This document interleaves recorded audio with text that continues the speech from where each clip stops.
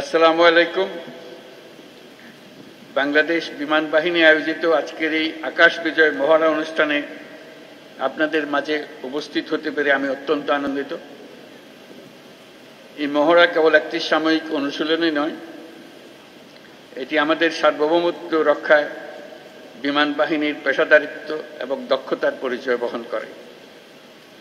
আমি এই মহড়ায় অংশগ্রহণকারী সকল সদস্যকে তাদের নিষ্ঠা, শৃঙ্খলা এবং পেশাগত উৎকর্ষের জন্য আন্তরিক ধন্যবাদ জানাচ্ছি। এই গৌরবময় মুহূর্তে আমি গভীর শ্রদ্ধার সঙ্গে স্মরণ করছি ৭১ সালের মহান মুক্তিযুদ্ধে আত্মদানকারী শহীদদের, বিশেষ করে বাংলাদেশ বিমান বাহিনীর অকুতোভয় সদস্যদের। তাদের রক্তের বিনিময়ে অর্জিত স্বাধীনতা আমাদের জাতিসত্তার মূল ভিত্তি।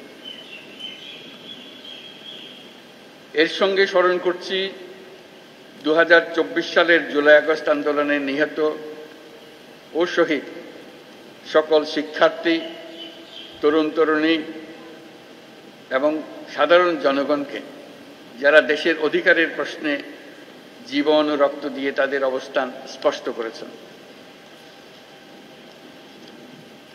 ৭১ সালের ২৮শে সেপ্টেম্বর বিপুল প্রতিকূলতা সত্ত্বেও একটি অটার বিমান, একটি এলিওয়েট হেলিকপ্টার, একটি ডেকোটা বিমান সহ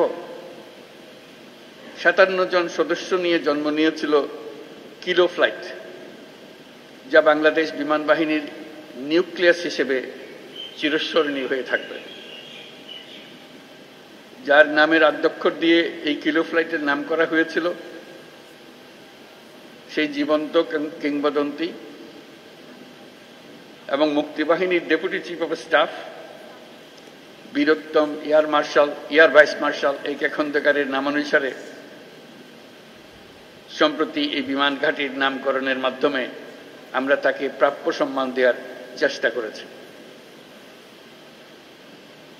বর্তমান বিশ্বের দ্রুত পরিবর্তনশীল প্রযুক্তির সাথে তাল মিলিয়ে চলার জন্য আন্তর্জাতিক মানসম্পন্ন প্রশিক্ষণ ও অনুশীলন অপরিসীম গুরুত্ব বহন করে।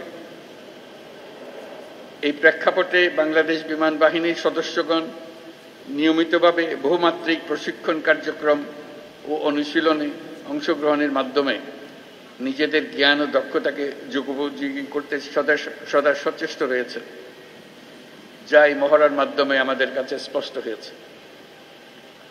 দেশের সার্বভৌমত্ব ও স্বাধীনতার প্রতি যে কোনো চ্যালেঞ্জ মোকাবেলায় একটি আধুনিক ও সদাপ্রস্তুত বিমান বাহিনী গড়ে তোলার লক্ষ্যে আমাদের প্রচেষ্টা অব্যাহত থাকবে।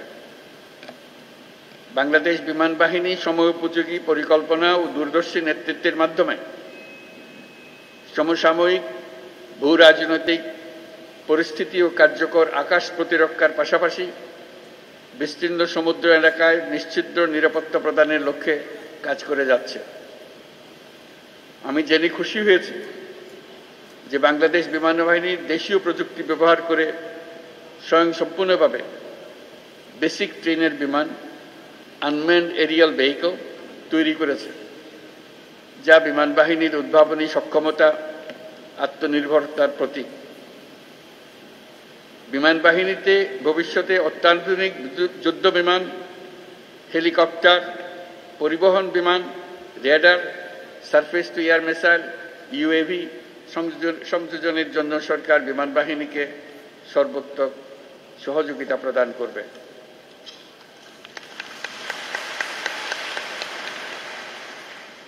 আজকের এই অনুশীলন বাংলাদেশ বিমান বাহিনীর আত্মবিশ্বাস, প্রস্তুতি এবং অর্পিত দায়িত্ববোধের বাস্তব রূপায়ণ। এই জন্য আমি আবারও আপনাদেরকে ধন্যবাদ জানাচ্ছি। এছাড়াও আমি বর্তমানে দেশের বিমানবন্দর সমূহের সুষ্ঠু পরিচালনা ও নিরাপত্তার দায়িত্বে নিয়োজিত বিমান বাহিনীর সদস্যদের ধন্যবাদ জানাচ্ছি। পরিশেষে আমি বিমান বাহিনীর সকল সদস্যদের প্রতি যুগোপযোগী ক্ষমতা অর্জন, দক্ষতা অর্জন এবং পেশাগত কারিগরি সক্ষমতা বৃদ্ধির প্রতি অব্যাহত মনোযোগ বজায় রাখার আহ্বান জানাচ্ছি। দেশপ্রেম ও পেশাদারিত্বেই আগামী দিনের নিরাপদ ও সমৃদ্ধ বাংলাদেশ গড়ার মূল ভিত্তি। আমাদের সকলের ঐক্যবদ্ধ প্রচেষ্টায় আমরা একটা নিরাপদ, উন্নত ও শক্তিশালী বাংলাদেশ গড়ে তুলব ইনশাআল্লাহ। আপনাদের প্রতি জাতির আস্থা ও ভালোবাসা অটুট থাকুক, এই কামনা করে আমার বক্তব্য শেষ করছি। মহান আল্লাহ আমাদের সহায় হোক। আল্লাহ হাফেজ।